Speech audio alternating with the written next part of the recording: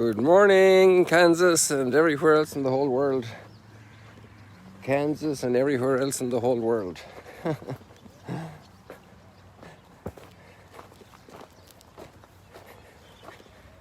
Here we are in Magdala this morning. We're walking again. Keep on walking. Keep on walking.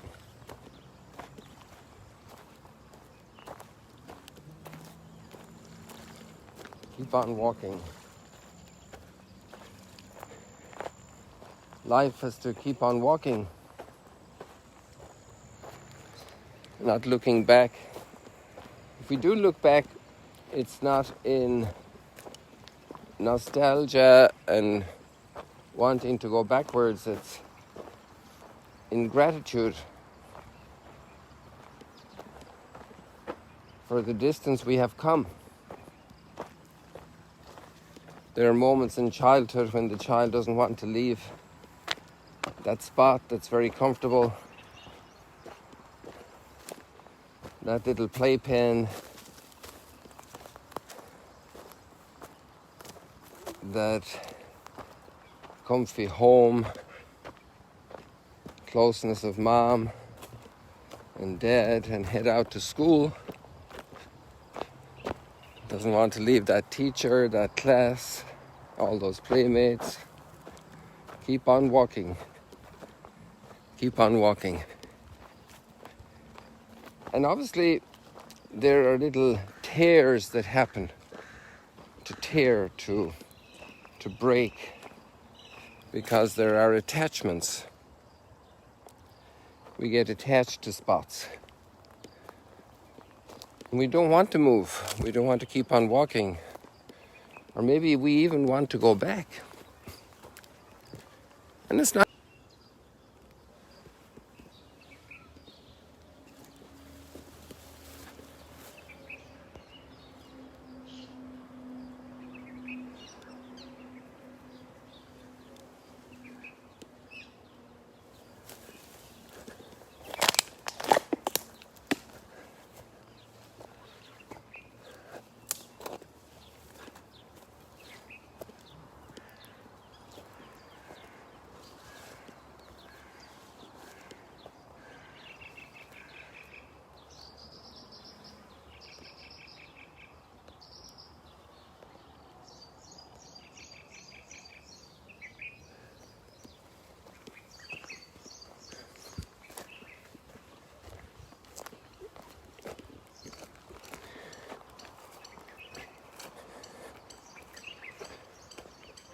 There's something about a status quo condition in all the stages of life,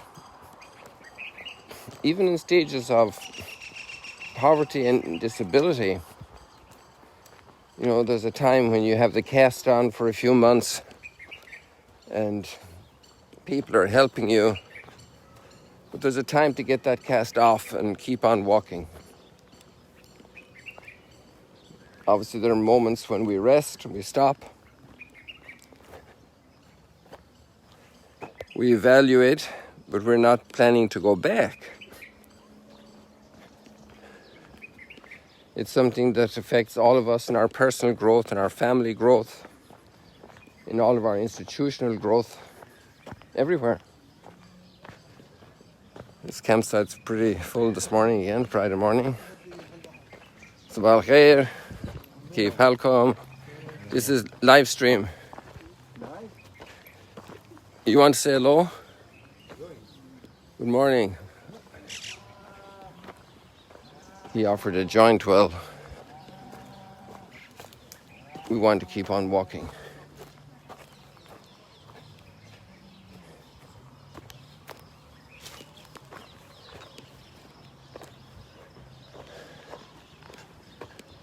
Amazing. Hopefully it was a joke. For so many people, it's not a joke.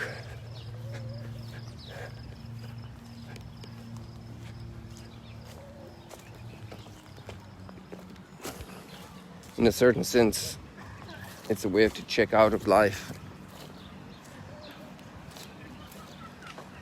to drug oneself. to go away from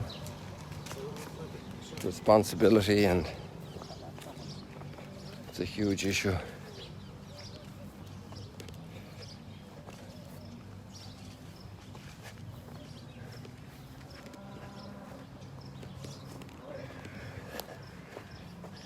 So we keep on walking today.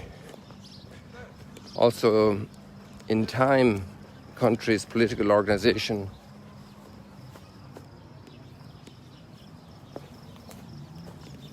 صباح الخير. كيف حالك؟ هلا وسهلا. ماذا؟ لايف؟ سي شو هاي؟ أتعرض سي لهجير شلون؟ Okay. Good. Friendly guy just checking me out probably.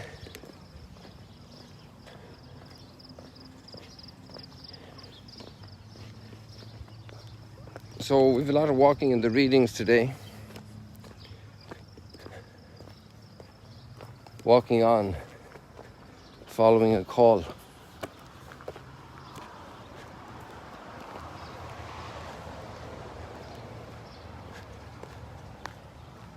And the first bit of walking on is Abraham loses Sarah. Her lifespan is complete, her mission accomplished.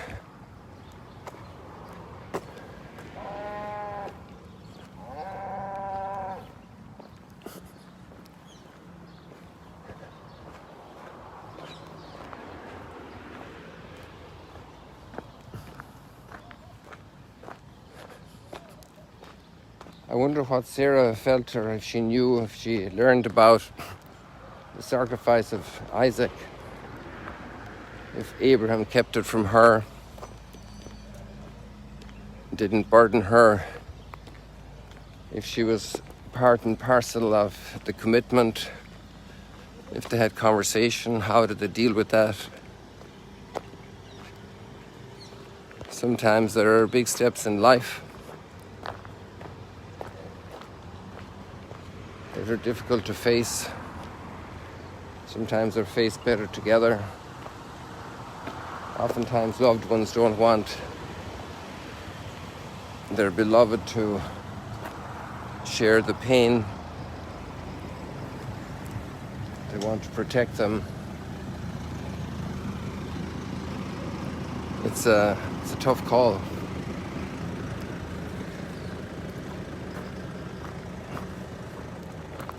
It's so hard to break painful news to people. So I don't know if we have any light on that chapter, I doubt it, but anyway, her life is complete now. Her time is up.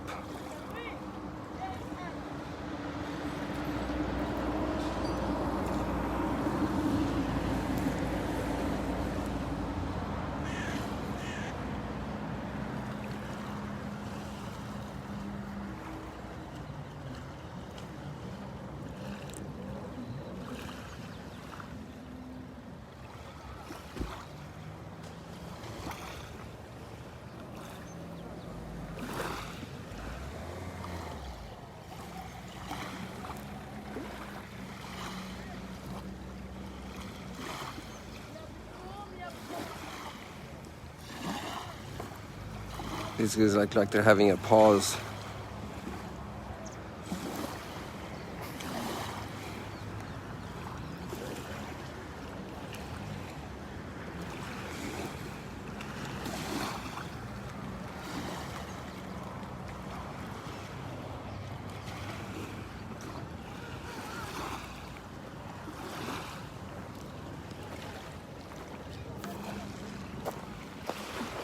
And then Abraham knows that his time is coming.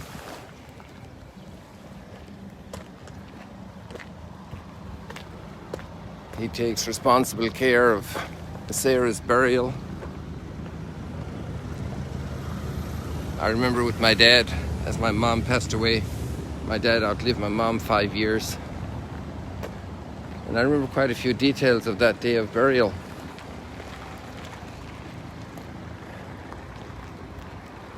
It had rained very, very heavily.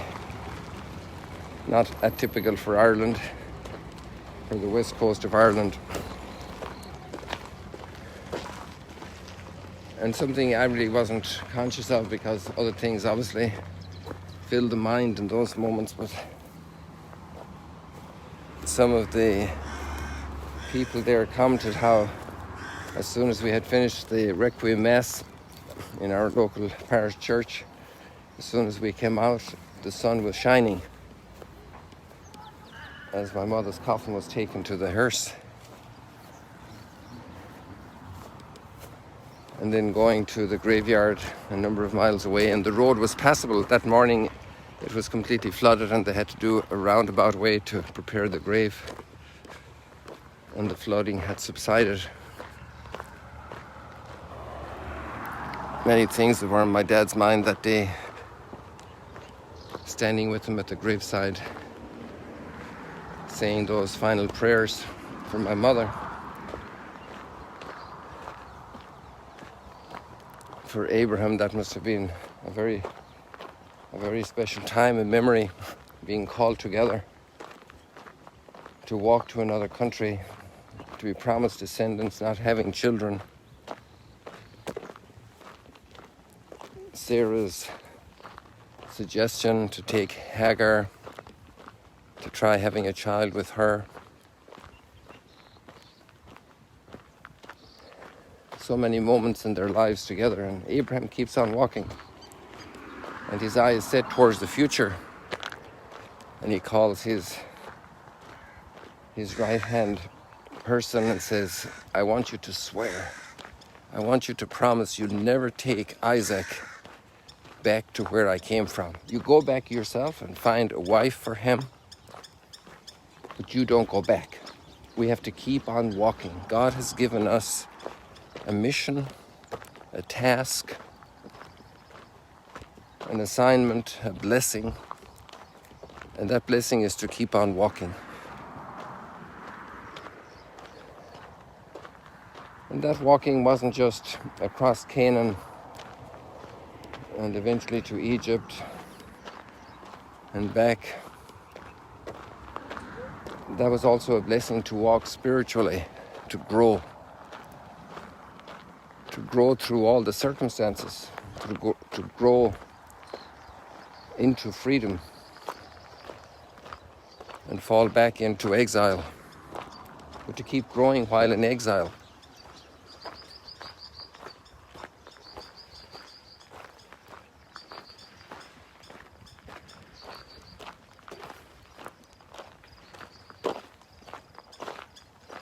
I'm just going to go back here a little bit, even though I'm supposed to keep walking forward, because we have lots of thick vegetation now. And I want to point out a place to you that's the gospel story location today, Capernaum. So this opening will allow us to do that. As we look back here, straight in the center of the camera is the Mount of Beatitudes. It's barely worthwhile zooming in because it's so hazy. And then just down from the Mount of Beatitudes,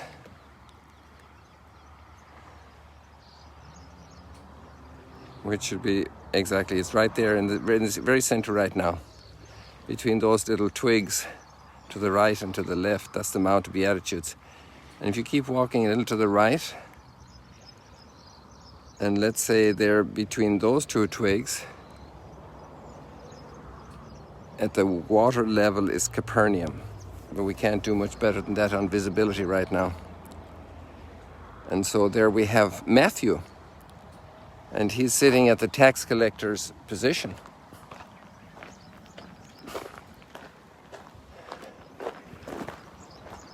Probably a difficult life in a way because of his choices to take on that work for the Romans, for Herod, with military power to protect him against a very unwilling people, taxing his own people. And then he hears the call, come follow me. And Matthew gets up and leaves his tax position.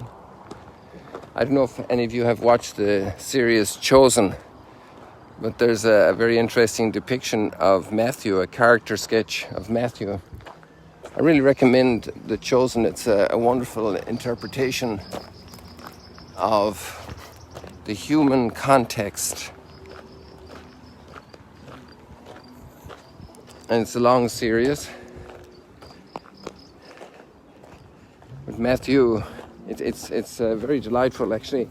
I don't know, my experience so far is every unit I've watched, you felt like it was 5 minutes and it was 40 minutes, 45 minutes. Sometimes they're a little tad shorter, sometimes a tad longer.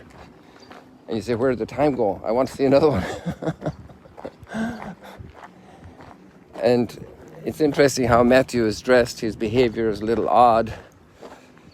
And, you know, you have to wait. The characters are developing. There's been an incredible amount of effort with the characters. But Matthew walks out of his office when Jesus calls him. He can't believe Jesus calling him. So Jesus says, Matthew. And Matthew's like looking kind of strange, and he understands he's supposed to come, but like, it can't be me, you know. And he says, Matthew, son of Alphaeus. So you realize there's no doubt about that one. And he sizes things up. The character is developed in a way that he's incredibly meticulously pondering and makes very rational decisions, even though his behavior is quite peculiar. And then he walks out, locks the door behind him, and hands the key, to the consternation of the soldier who is guarding him and protecting him from hostilities, because people spat at him and they just don't like him because he's a tax collector.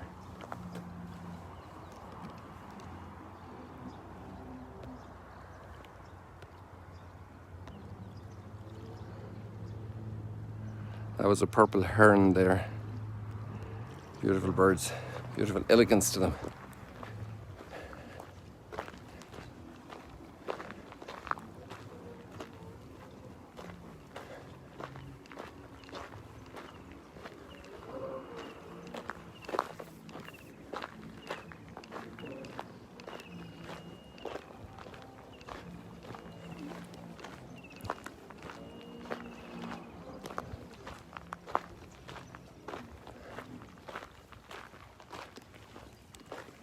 And he gets up and follows Jesus.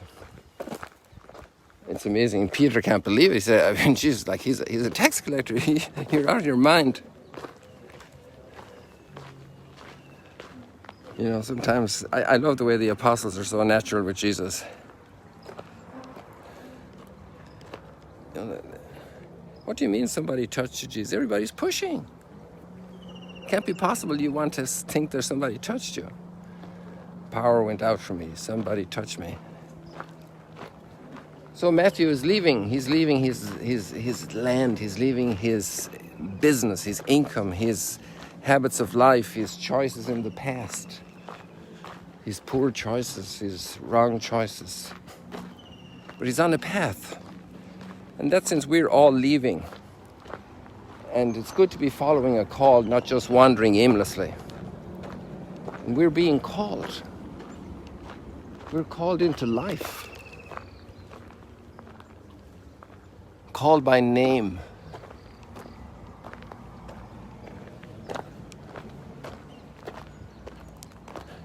We're not wandering aimlessly, people. Lost.